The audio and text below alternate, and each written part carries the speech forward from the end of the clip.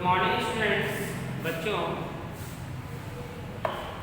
हम आपको पढ़ा रहे थे जीवन की उत्पत्ति और जीवन की उत्पत्ति कैसे हुई, किस प्रकार से हुई, ये हम आपको पढ़ा रहे थे, जिसमें हमने आपको बताया था कि अलग अलग वैज्ञानिकों ने अपना अलग अलग मत दिया तथा उन्होंने प्रयोगों के द्वारा भी ये सिद्ध किया कि जीव से ही जीव की उत्पत्ति हुई है। जैसे कि फ्रांसिस रेड्डी ने एक अपना प्रयोग में सिद्ध करके बताया कि जीव से जीव की उत्पत्ति हुई। इसी प्रकार से लुईस पास्चर ने भी एक प्रयोग किया और जिसके द्वारा बताया कि बिना जीवों के जीवन की उत्पत्ति नहीं है। इसी प्रकार से मिलर ने भी अपना प्रयोग किया और कुछ गैसों की उपस्थिति को बताया कि वायुमंडल में पहले से ही कुछ गैसें विद्यमान थी और उसमें जब गैसें और टकराई तो उसमें तेज चिंगारी उत्पन्न हुई। तो ये तो था आपका जैव जीवात्पत्ति का सिद्धांत और जीवन की आधुनिक परिकल्पना के अंतर्गत का सिद्धांत। इसी के साथ हम आपको आज पढ़ाएंगे जैविक जीव विकास। जैविक जीव विकास तो देखेंगे कि जैविक जीव विकास क्या है, यानी कि biological evolution. Biological evolution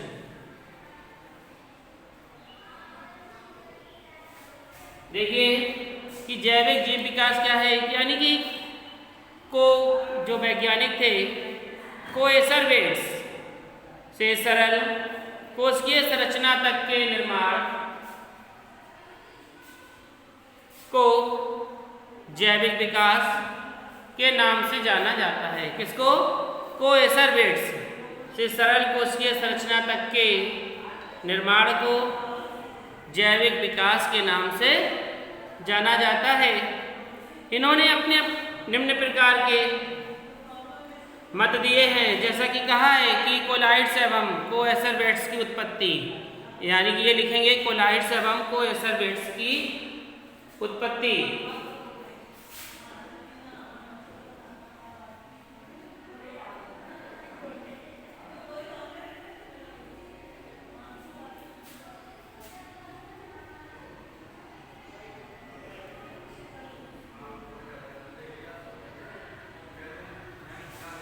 collides एवं कोएसरवेट्स की उत्पत्ति। तो इसमें था तो मतलब आदि सागर का जल विभिन्न कार्बनिक पदार्थों का मिश्रण बन चुका था। जो इसमें आदि सागर था उसका जो जल था वो विभिन्न पदार्थों का मिश्रण बन चुका था और जल फिर भी गर्म था। जल कैसा था? फिर भी गर्म था। इस गर्म जल में न्यूक्लियो प्रोटीन का निर्माण हो चुका था और आदि सागर के गर्म के पदार्थ इकट्ठा होने लगे थे। तो इन्होंने कोलाइडी कणों का निर्माण किया। तब ये कोलाइडी कण जो बने हैं उसी समय बने हैं। तो चूंकि तो आप बच्चों लिख रहे होंगे तो लिखेंगे कि आदि सागर का जल विभिन्न कार्बनिक पदार्थों का मिश्रण था। आदि सागर का जल विभिन्न कार्बनिक पदार्थों का मिश्रण था। यह जल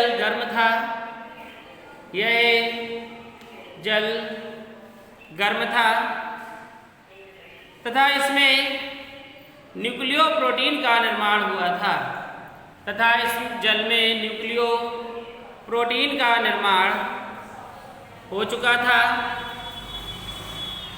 तथा इसमें कार्बनिक पदार्थ इकट्ठा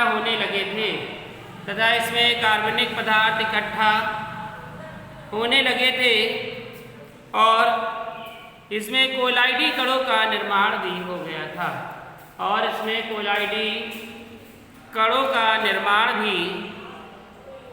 था।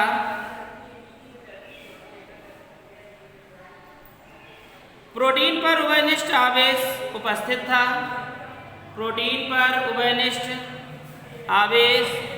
था जो जुड़कर जो जुड़कर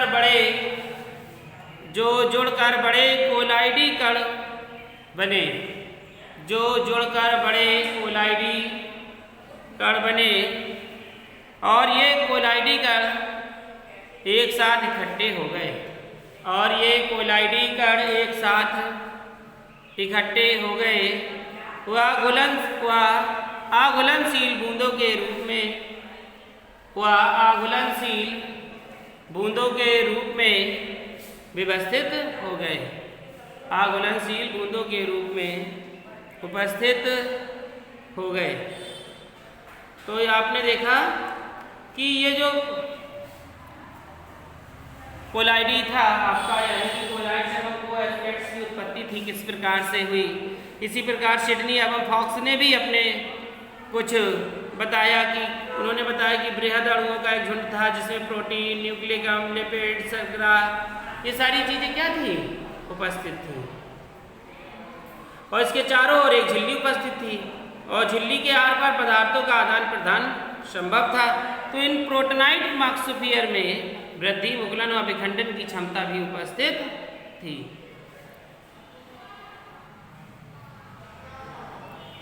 अगले लाइन से लिखेंगे, इसी में थोड़ा सा है, लिखिए ओपेरिन के अनुसार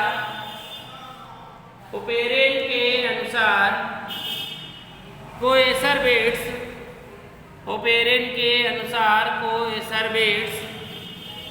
सर्वप्रथम बने सरल जैवीय अणु थे। ओपेरिन के अनुसार कोएसरबेट्स सर्वप्रथम बने सरल जैवीय अणु थे जिन्होंने कोशिका को जन्म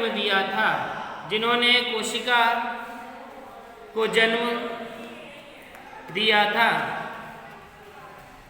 चूंकि जीव पदार्थ भी एक कोलाइडी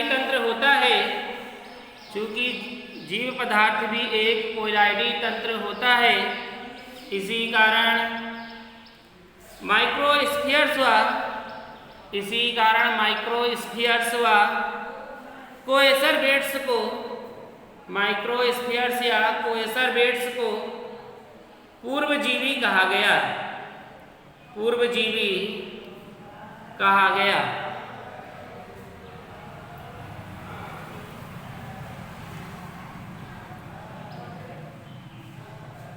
यानी कि जो कोएसरबेट्स थे वे कैसे थे, चिपचिपे प्रकृति के थे और पहले आपस में जुड़कर बड़े होते थे, उनके पश्चात वे छोटी छोटी बूंदों में टूट जाते थे। इनकी जो क्षमता थी उसको गुणन के समान माना गया और स्वतंत्र कोलाइडी से ये घिरी हुई अवस्था थी। तो इसमें ओपेरिन के कोएसरबेट्स की संरचना बना लेंगे।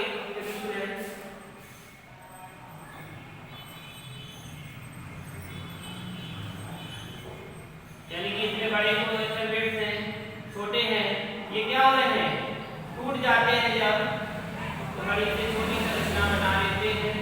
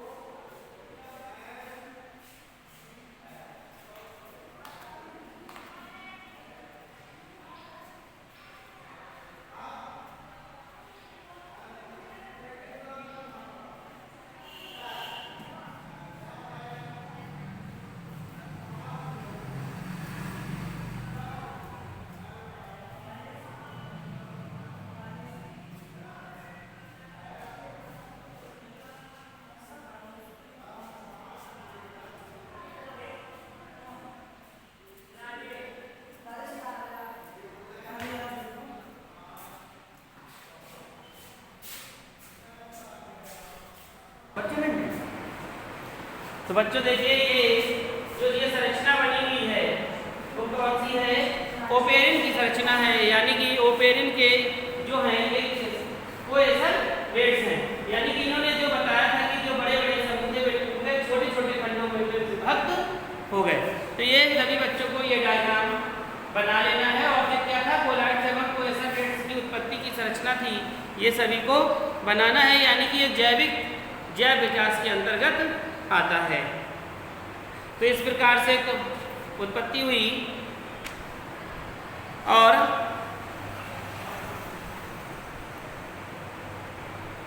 इसके बाद हेडिंग डालेंगे स्व उत्प्रेरक तंत्रों, स्व उत्प्रेरक तंत्रों, जीन्स विषाणु तथा जीन्स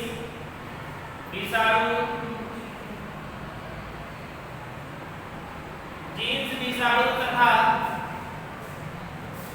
प्रारंभिक जीवों की उत्पत्ति, प्रारंभिक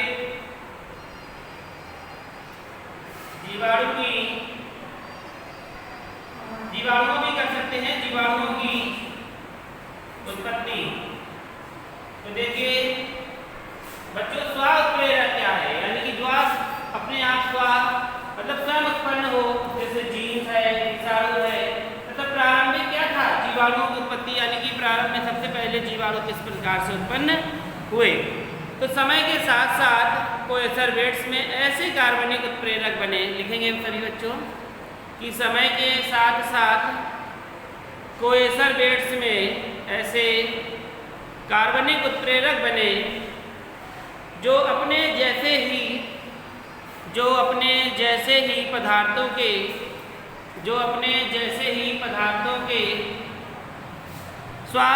पदार्थों के संश्लेषण को प्रेरित करते थे। पदार्थों को संश्लेषित प्रेरित करते थे। पदार्थों व उत्प्रेरकों ने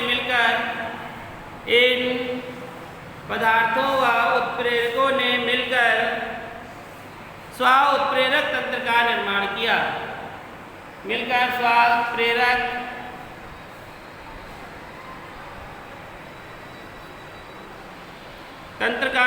किया। आधुनिक सुकेंद्रकीय कोशिका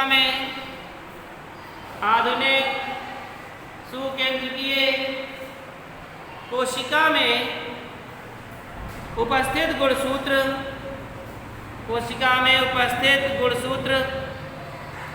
की न्यूक्लियो प्रोटीन का कोशिका विभाजन के समय स्वतः द्विगुणन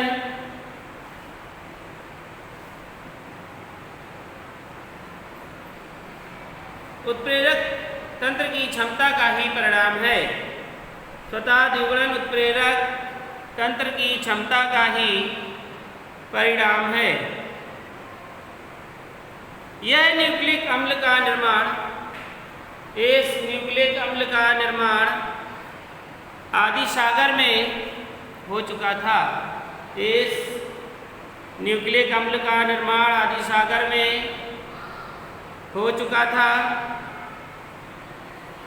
न्यूक्लिक अम्ल में न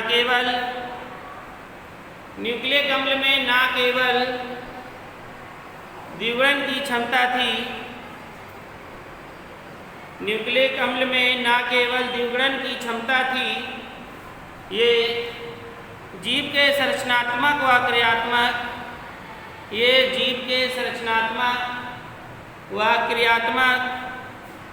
लक्षणों का भी निर्धारण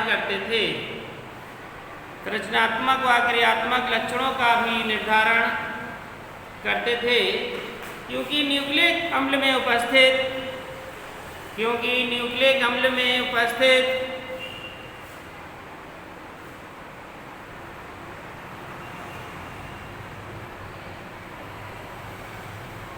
न्यूक्लियोटाइड का क्रम उपस्थित न्यूक्लियोटाइड का क्रम प्रोटीन संश्लेषण को निर्धारित करता है। प्रोटीन संश्लेषण को निर्धारित करता है। अगली लाइन से लिखेंगे, न्यूक्लिक अम्ल में यह क्षमता होती है, न्यूक्लिक अम्ल में यह क्षमता होती है कि वह आनुवांशिक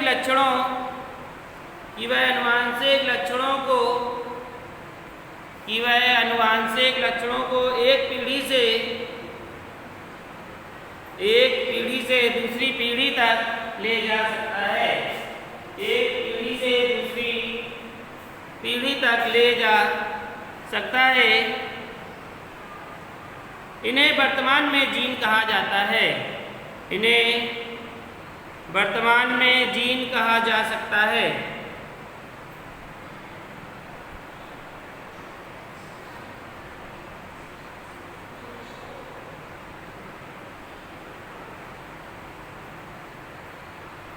और इसी प्रकार कुछ न्यूक्लियोटाइड्स और इसी प्रकार कुछ न्यूक्लियोप्रोटीन के टुकड़े और इसी प्रकार कुछ न्यूक्लियोप्रोटीन के टुकड़े समुद्री जल में स्वतंत्र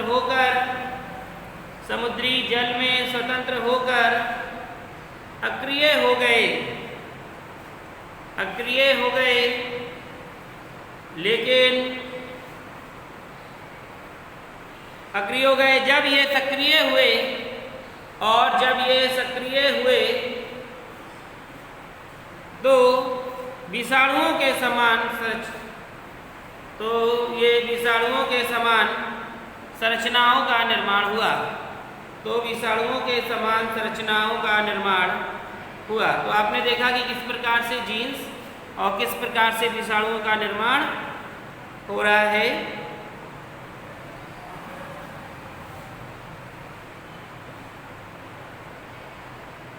तो इस प्रकार से आप देख रहे थे और पढ़ रहे थे कि स्व-उत्प्रेरक तंत्रों, जीन्स, विषाणुओं तथा प्रारंभिक जीवों की उत्पत्ति किस प्रकार से हुई, यानी कि किस प्रकार से जीन्स बने और किस प्रकार से विषाणु बने तथा किस प्रकार से जीवाणुओं की उत्पत्ति हुई। तो ये सभी का नोट हो गया होगा।